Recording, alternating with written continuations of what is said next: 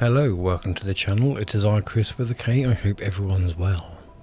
There are certain subjects you're apparently supposed to discuss only whilst wearing oven gloves or a hat. The Fabian Society is one of them.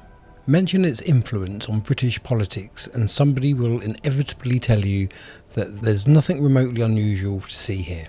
Just a perfect ordinary political organisation founded in 1884. Advocating gradual social reform. Fair enough. But what if that's precisely the part worth examining? Because the argument made by critics isn't that the group of Fabians meet every Tuesday evening in a candlelit basement and decide what Britain is going to do next. The claim is far more mundane than that. And arguably, that's what makes it more interesting. What if you don't need a revolution to fundamentally change a country?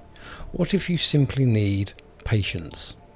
The Fabian philosophy became associated with gradualism, changing society incrementally rather than overthrowing the existing system overnight, or as David Icke likes to say, the totalitarian tiptoe. No barricades, no dramatic revolution, no need for somebody waving a red flag from the roof of Parliament. Just reform. Then other reform, then another, until several generations later you look around and wonder how you got from there to here. And this is where the questions begin. Critics have long pointed to the Fabian Society and its historical use of the wolf in sheep's clothing imagery. Now obviously there's nothing remotely provocative about that. If you're trying to reassure people that your organisation has absolutely no interest in quietly shaping society from within, a wolf disguised as a sheep is clearly the obvious branding choice. But sarcasm aside, what was that symbol actually supposed to convey? Was it simply political satire from another age? Was it acknowledgement of the tactics associated with gradualism? Or have people attached far more significance to it than it was ever intended? Well, those questions become more interesting when you look at the wider claims surrounding Fabian influence. What if gradualism didn't remain confined to pamphlets and debating societies? What if ideas associated with it gradually found their way through political parties, universities, the civil service, think tanks, NGOs, and other institutions capable of shaping public policy? That doesn't automatically mean conspiracy. Ideas spread. People with similar political philosophies naturally enter similar professions and organisations. But at what point does widespread ideological influence become institutional influence? And how would the public recognise the difference? Then, look at Britain, England today. We are repeatedly told that the country needs more growth. Meanwhile, businesses complain about taxation, regulation and energy costs. Government borrowing remains an enormous political issue. Households are told that difficult economic decisions are unavoidable, while the CEOs of these energy companies and water companies sit on profits worth millions. Try billions. And somehow, after decades of governments promising prosperity, the national conversation increasingly seems to revolve around explaining why people need to accept a little less. Quite the success story. But here's the important distinction. Critics claim that this is the consequence of decades of intervening governments and the gradual expansion of state. Others would say that Britain's problems have completely different issues, causes. Globalisation, financial crisis, COVID, Ukraine, energy markets, demographics and poor decisions by successive governments. So which is it? Or could several things be true simultaneously? Then we arrive at immigration. Apparently another wonderfully relaxing subject for a quiet evening or daytime. Critics argue that successive governments have allowed migration to reach levels that put additional pressure on housing, the NHS, schools and infrastructure. They also claim that people questioning those policies have too often found themselves dismissed as extremists rather than having their concerns properly addressed. But again, let's ask the question rather than pretend we've already answered it. If immigration policy repeatedly produces the outcomes large sections of the public say they didn't vote for, then why does the policy continue? Economic necessity, political ideology, employer demand, international commitments, administrative inertia, or some combination of all of them? And where, if anywhere, does Fabian-style thinking fit into that picture? Then there's something harder to measure: culture. A growing number of people say they simply don't recognise the Britain they grew up in. That doesn't automatically mean that they're correct about the cause. Countries change, generations change, values change. But what if some of the transformation has been encouraged, rather than merely just occurring naturally? Look at the arguments surrounding free speech.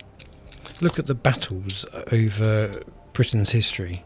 Look at the accusations of two-tier policing. Look at the endless arguments at national identity.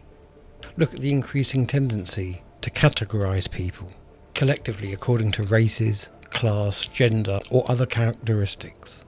And ask a fairly simple question. Are these separate cultural developments, or do they share an ideological foundation? Because the critics of Fabianism would argue that collectivism is not some accidental side effect. It's central to the political philosophy that they're all concerned about. Which brings us on to institutional capture, or depending on your viewpoint, the completely remarkable coincidence that so many institutions all across the globe appear to arrive at remarkably similar conclusions. Government departments, quangos, universities, think tanks, charities, NGOs, large corporations, much of the media. Perhaps they're simply just responding to the same social pressures. But what if they're not? What if Britain has spent years, decades, developing an establishment which broadly similar political assumptions are reproduced from one institution to another? You wouldn't need secret meetings, you wouldn't need instructions, you wouldn't even need everybody involved to know one another. You'd simply need enough people to share the same worldview. And that's why the Fabian question is more interesting than the cartoon version of it. Because maybe the most provocative claim isn't that Britain has been secretly controlled by one society, it's that the method associated with Fabianism may have proved extraordinarily effective. Gradual change, institutional influence, political patience, transformation measured in decades rather than election cycles. No revolution required. And if that argument has any merit, perhaps Britain wasn't dramatically overthrown at all. Perhaps it was simply changed one policy, one institution, and one generation at a time. But there's one uncomfortable problem with dismissing the question outright. If gradualism actually worked as intended, what would you expect it to look like? Probably not a revolution. Probably not tanks outside of Parliament. Very, very unlikely to be somebody on the news announcing Britain has received a total transformation.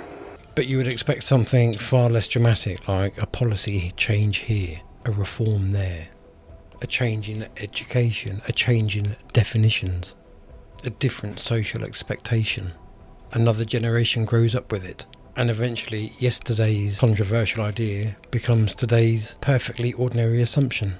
Which then brings us back to the wolf.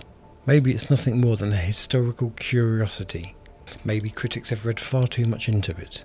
But if you're going to promote a philosophy based upon gradual transformation, and then associate yourself historically with a wolf dressed up as a sheep, you can then hardly be astonished when 140 years later, somebody asks, hang on a minute, what exactly is the wolf supposed to be doing? And that's the question that I'm interested in. Whether Britain today has enough evidence to start taking this claim, this theory, a little bit more seriously. Because if the critics were wrong, then examining the evidence would expose the weaknesses. But if they're right, even partly right, which I suspect they are, then perhaps the most important political story in modern Britain isn't what happened at the last election, it's what's been happening quietly between the elections for the last 100 years. Let me know what you think in the comments below. Look after yourselves, and I shall see you in the next video. Bye for now.